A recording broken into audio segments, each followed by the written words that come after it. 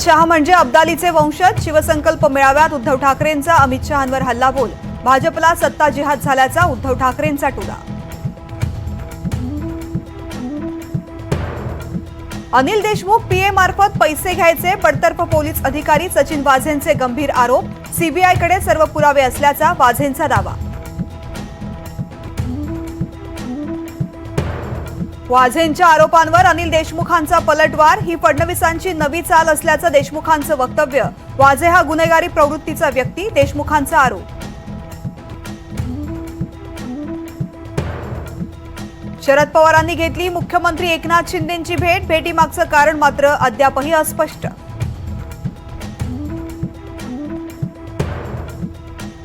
राज ठाकरेंनी घेतली मुख्यमंत्री शिंदेंची भेट. वरळीमधील बीडीडी रहिवासी, पोलीस कुटुंबातील रहिवासी यासोबतच विविध प्रश्नांसंदर्भात चर्चेची माहिती. मुंबई अहमदाबाद महामार्गावर हायड्रोजन वाहून नेणाऱ्या ट्रकला अपघात. वाहनांच्या लांबच लांब रांगा. वाहतूक अत्यंत धीम्या गतीनं सुरू. मुंबई नाशिकसह नवी मुंबईत मुसळधार पाऊस. सखल भागात पाणी साचायला सुरुवात. पुढील 5 दिवस पावसाचा अंदाज. वायनाड दुर्घटनेत अडकलेल्या आदिवासी कुटुंबाला वाचवण्यासाठी वन अधिकाऱ्यांचा धोकादायक ट्रेक. टीमनं संपूर्ण कुटुंबाला वाचवलं.